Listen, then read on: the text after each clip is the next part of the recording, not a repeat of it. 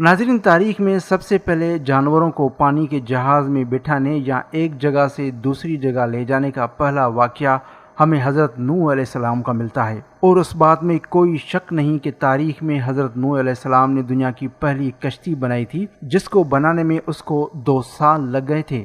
वो कश्ती 75 फीट लंबी और 45 फीट चौड़ी थी और उसमें 3 मंजिलें थीं। नीचे वाली मंजिल जानवरों के लिए, दूसरे में इंसान और ऊपर वाली मंजिल में परिंदे थे। हज़रत नूह अलैहिस्सलाम और उसके पैरोकार 5 से 6 माह तक उस कश्ती में रहे और उसके बाद जब पानी ख़त्म हुआ तो उस कश्ती ने जबल जोदी के करीब लंगर किया और ये जगह इराक़ के सूबे मुसल में दजला नदी के पास है। मुसलमान तारीख़ नवीस इब्न हुसैन मसूदी कहता है कि हज़रत नूह अलैहिस्सलाम की कश्ती का सफ़र इराक़ के शहर कूफे से शुरू हुआ था और फिर वो मक्के की तरफ रवाना हुए, वहाँ काबे का तवाफ़ किया, फिर जोदी जबल की तरफ लौट आए और 10 मुहर्रम को कश्ती के लोग ज़मीन पर उतर आए और वहाँ एक समनैन नाम के शहर की बुनियाद रखी थी।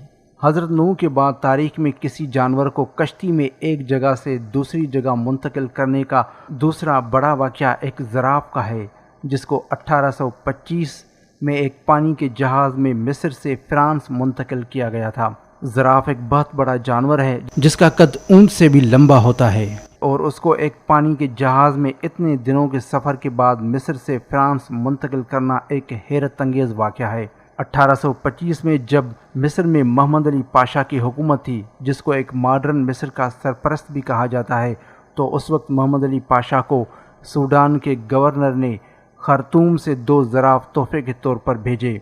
नाज़रीन, पुराने ज़माने के हुक्मरान एक दूसरे को इस तरह के नायाब तोहफे दिया करते थे जो सिर्फ़ एक हुक्मरान ही अफोर्ड कर सकता था।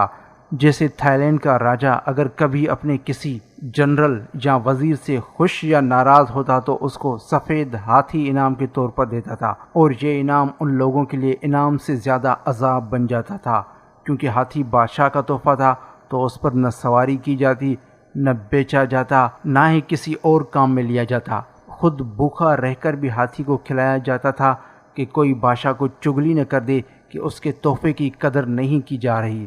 नाज़रीन, ज़राफ़ जब काहिरा पहुंचा तो कुछ लोगों ने मोहम्मद अली पाशा को मशवरा दिया कि उनमें से एक ज़राफ़ फ्रांस के शहंशाह चार्ल्स को भेजा जाए और ये फ्रांस के लोगों के लिए एक नायाब तोहफ़ा होगा, क्योंकि फ्रांस के लोगों ने कभी कोई ज़राफ़ नहीं देखा था। मोहम्मद अली पाशा को ये मशवरा पसंद आया और ज़राफ़ को काहिरा से अस्कंदरिया के बंदरगाह भेजा गया ताकि उसको फ्रांस ले जाया जाए। ज़राफ़ एक अफ्रीकी जानवर है जिसको अंग्रेज़ी में जिराफ़ कहते हैं, जो अरबी के लफ्ज़ अल ज़राफ़त से लिया गया है।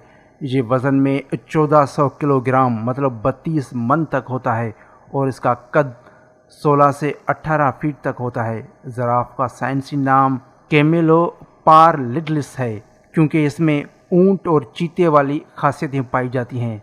ज़राफ़ का दिल 2 फीट लंबा होता है और उसका वज़न तकरीबन 10 किलो तक बनता है। जिस तरह व्हेल मछली समंदर का सबसे बड़ा जानदार है, इसी तरह ज़राफ़ खुश्की का सबसे लंबा जानवर है।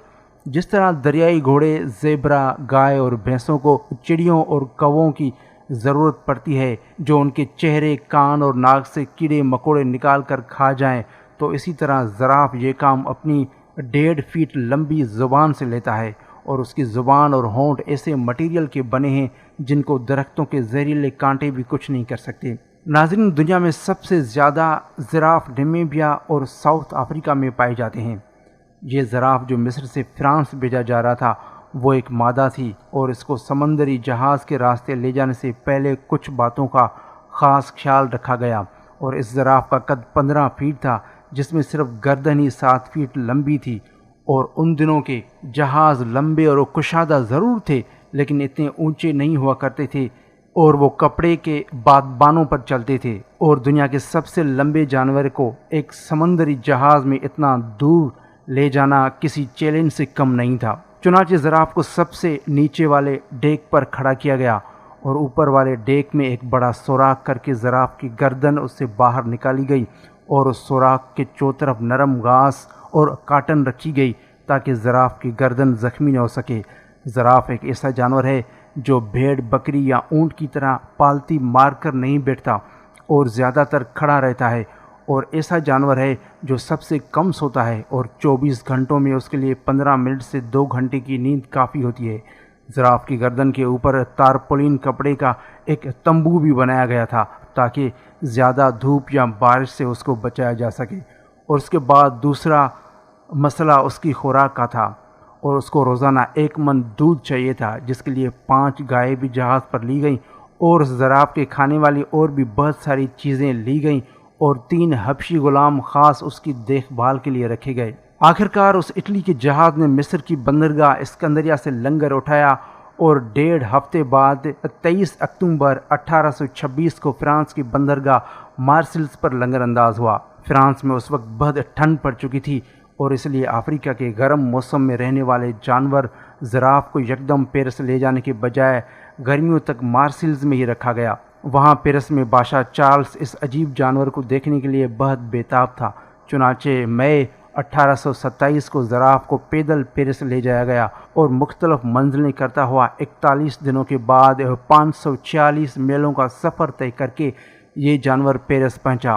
راستے میں ہر جگہ اس کا شاندار استقبال کیا گیا اور دعوتیں کی گئی، کیونکہ فرانس کے لوگوں کے لیے اتنا بڑا جانور دیکھنا کسی عجوبہ سے کم نہیں تھا۔ ناظرین کہتے ہیں اس زراف نے پیرس میں ایک صحت مند زندگی گزاری اور 21 سال تک زندہ رہا، اور 1845 میں اس کی موت واقع ہوئی تھی۔ ویڈیو اگر اچھی لگی ہو تو لائک اور سبسکرائب کرنا مت بھولیے گا۔ ملتے ہیں ایک اور انٹرسٹنگ ویڈیو کے ساتھ۔ اپنے میزبان BSC کو اجازت دیں۔ اللہ حافظ۔